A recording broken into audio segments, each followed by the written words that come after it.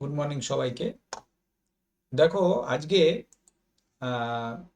AI এর next যে পার্টটা আছে সেটা হচ্ছে পার্সোনালাইজড লার্নিং এবং ইন্টেলিজেন্ট টিউটরিং সিস্টেম।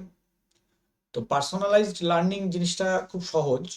হুম, কি পার্সোনালাইজড লার্নিং মানে বোঝায় যে বিভিন্ন শিক্ষার্থীর ক্ষেত্রে বিভিন্ন রকম ভাবে পড়ানো। মানে আমরা যেরকম নর্মাল ক্ষেত্রে কি হয়, একটা ক্লাসে বিভিন্ন রকম স্টুডেন্ট একসঙ্গে থাকে, সেটা তো কোনোভাবেই সঠিক পদ্ধতি নয়। কারণ ভালো মেধার ছাত্রের অল্প সময় লাগে, যারা মধ্য মেধা তাদের মাঝারি সময় লাগে, বা পিছিয়ে যারা আছে তাদের বেশি সময় লাগে। অথচ আমরা কি করি, একটা ক্লাসে একসঙ্গে সকলের ক্লাস নিই। এইটা সাধারণ ক্ষেত্রে মানে নর্মাল ক্লাসরুমের ক্ষেত্রে খুব একটা ভালো নয়। হ্যাঁ, তো এটার ক্ষেত্রে বেটার অপশন হচ্ছে যদি প্রত্যেক মানে আহ, মেধা অনুযায়ী যদি আমরা আলাদা আলাদা ক্লাসরুম করে দিতে পারি, তাহলে কিন্তু সেই জিনিসটাকে বলা হয় পার্সোনালাইজড লার্নিং। এইটাই যখন এআই বা আর্টিফিশিয়াল ইন্টেলিজেন্সের সাহায্য নিয়ে করা হয়, তখন সেটাকে বলে পার্সোনালাইজড লার্নিং।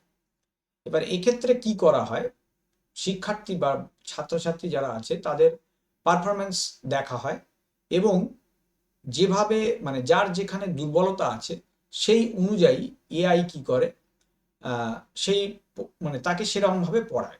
কারোর যদি ইংরেজিতে দুর্বলতা থাকে তাকে বেশি করে ইংরেজিটা পড়াবে, কাউকে অঙ্ক পড়াবে, যার যেটাতে দুর্বলতা তাকে বেশি করে সেইটা পড়ানো হবে।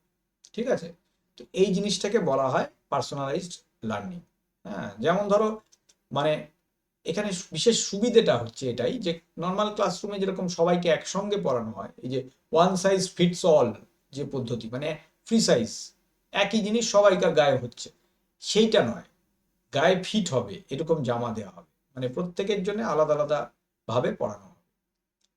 তো এই যে বিভিন্ন রকম প্ল্যাটফর্ম গুলো আছে, যেমন খান একাডেমি আছে, কোর্সেরা আছে, এরা কি করে, এআই ব্যবহার করে মানে কোন পরীক্ষার্থীর জন্য বা কোন শিক্ষার্থীর জন্য, কোন স্টুডেন্টের জন্য কোন ধরনের কোর্সটা ভালো সেইটা বলে দেয়।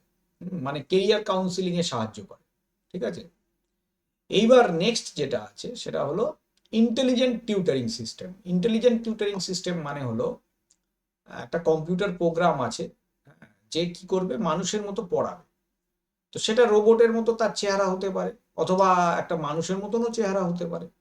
যে স্ক্রিনে পড়াচ্ছে ধরো, হ্যাঁ, যে ছাত্র ছাত্রী পড়ছে তার মনে হচ্ছে যে ওইদিকে কোনো একজন মানুষই তাকে পড়াচ্ছে। তো এইটাকে বলে ইন্টেলিজেন্ট টিউটারিং সিস্টেম। এবং যখন ওয়ান টু ওয়ান মানে একজন পড়ায়, তখন কি হয়, খুব বেশি পরিমাণে সময়টাও পাওয়া যায়। হুম, আর কি হয়, আহ, মানে সঙ্গে সঙ্গে পার্সোনাল ফিডব্যাক দেয়। মানে ক্লাসরুমে কি হয়, স্যার তো প্রত্যেককে পার্সোনালি মানে আলাদা করে চিনে বলতে পারেন না, সকলের ফিডব্যাক দিতে পারেন না ঠিকভাবে। কিন্তু এখানে কি, প্রত্যেকটা ছাত্রের জন্য, প্রত্যেকটা ছাত্রীর জন্য আলাদা আলাদা মানে টিউটার, অ্যাকচুয়ালি তো টিউটার না, অ্যাকচুয়ালি এআই এর বিভিন্ন প্রোগ্রাম রয়েছে। তো তারা তো প্রত্যেকের জন্য আলাদা সময় দিতেই পারবে। তো এটা দেওয়ার ফলে কি হয়, খুব সহজে ভুল বুঝে ছাত্রছাত্রীরা শিখতে পারে। আর কি, যে কোনো সময় সাহায্য পেতে পারে, যেহেতু কম্পিউটার প্রোগ্রাম রাত্রিবেলা মনে হলো, ভোরবেলা মনে হলো, সুবিধে সব সময় পেয়ে যায়। ঠিক আছে? হ্যাঁ, যেমন বিভিন্ন রকম ধরো তুমি বিভিন্ন রকম ভাষা শিখছো, হ্যাঁ, এটা সাহায্য করে ভাষাগুলো শিখতে। ঠিক আছে?